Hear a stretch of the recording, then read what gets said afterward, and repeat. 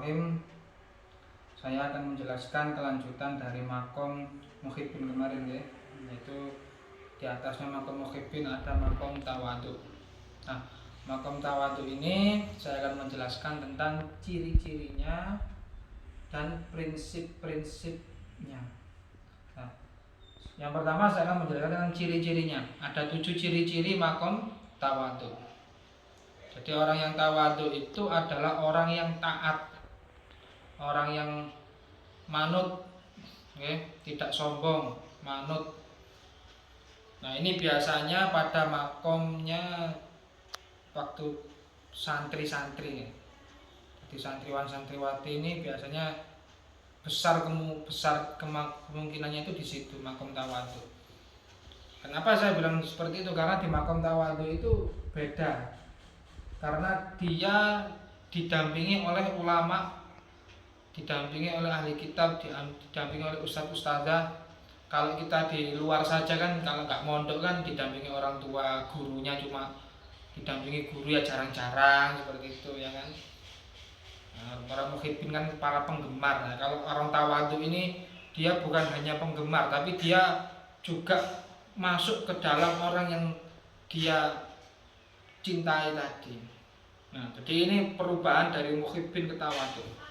Oke, yang pertama, orang tawadu itu, orang yang taat itu, pertama itu taat Allah dan Rasulnya dan pemimpin. Atiullah wa atiur Rasul wa ulil amri minkum. Ini yang pertama. Ibaratnya yang atas ini ya. Atiullah wa atiur Rasul wa ulil amri minkum. Yang pertama. Yang kedua, taat dengan orang tua, keluarga, dan bisa mengendalikan hawa nafsu dengan diberi ilmu-ilmu oleh gurunya. Kowe aja buka aurat, kowe aja keluntangan. Nah, seperti itu nggih. Disuruh guru, ayo nutup aurat, aja keluntangan, aja ngene lah manut. Ya kan? Iki ana ilmune.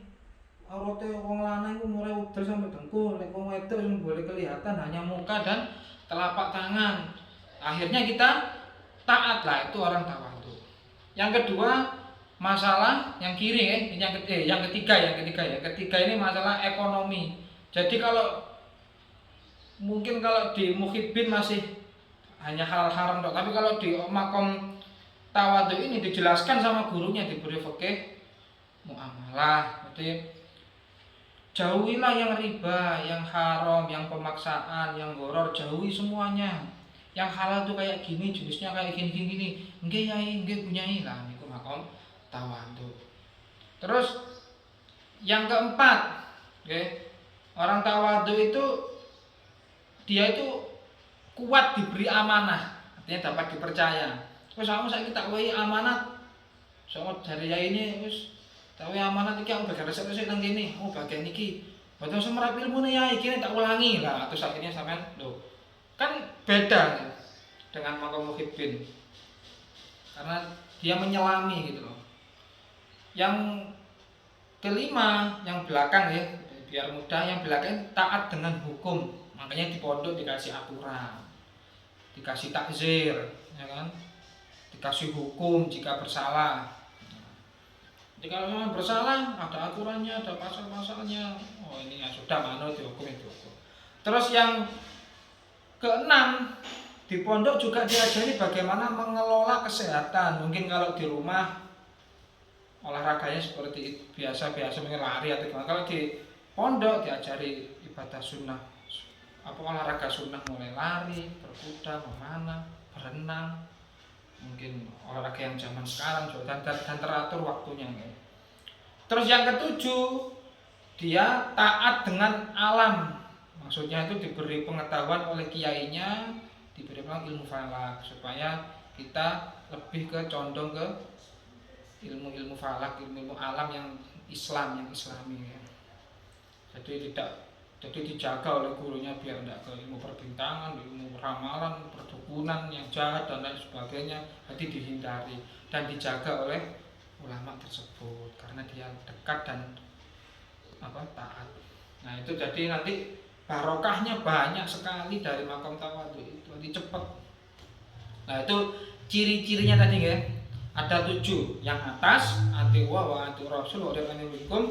Yang kanan yaitu taat keluarga dan menjaga nafsu. Yang kiri menjaga harta halal, menjauhi riba, gharar, barang haram dan pemaksaan. Yang depan yaitu kuat diberi amanah dan jihad. Yang belakang taat hukum. Yang tengah menjaga kesehatan. Yang bawah dia taat dengan menghidupi tahun-tahun Islam, mengikuti ilmu kajian ilmu falak.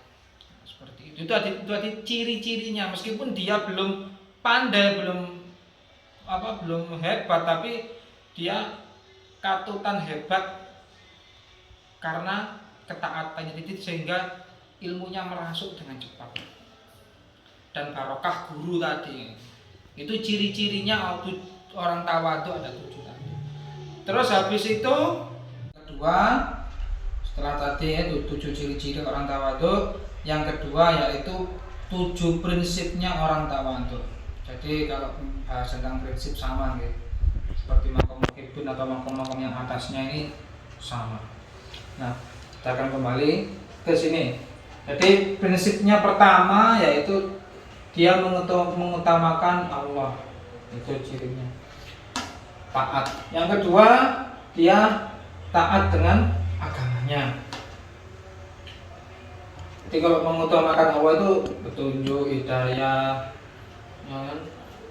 mengutamakan agamanya, dia menghargai ulama-ulama lain dari guru-gurunya atau guru yang lainnya, tidak memaksakan pendapatnya, ya, saling menghargai. Terus taat negara, selagi negaranya tadi taat Allah dan Rasulnya.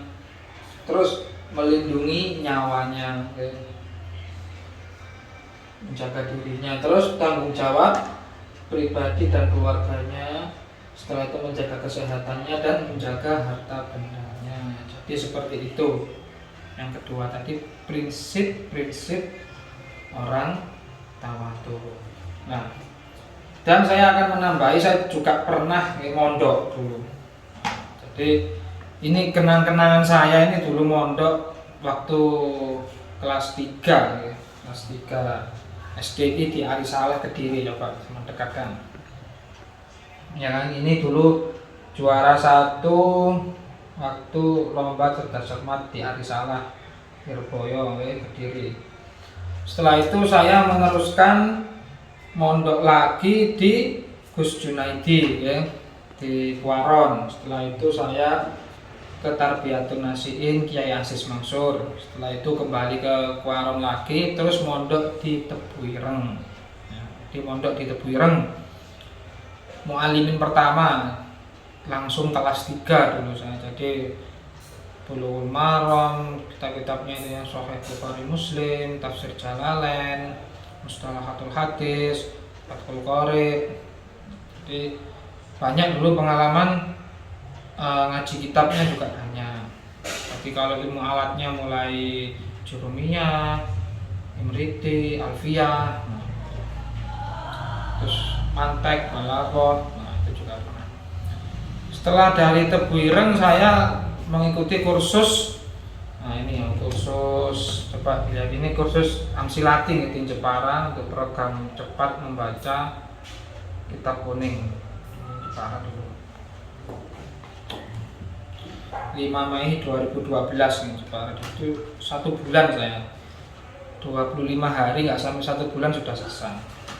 Jadi itu pengalaman mondok saya. Ya. Setelah habis dari mondok-mondok itu terus saya ke rumah, balik ke rumah yang merawat anak-anak yang gangguan kejiwaan, medis non medis, dibantu sama abah saya. Nah, dididik langsung oleh orang tua saya setelah itu. Terus kalau ngaji-ngaji ke ulama-ulama sepuh ya banyak juga diajak sama abah saya ke ulama-ulama ya.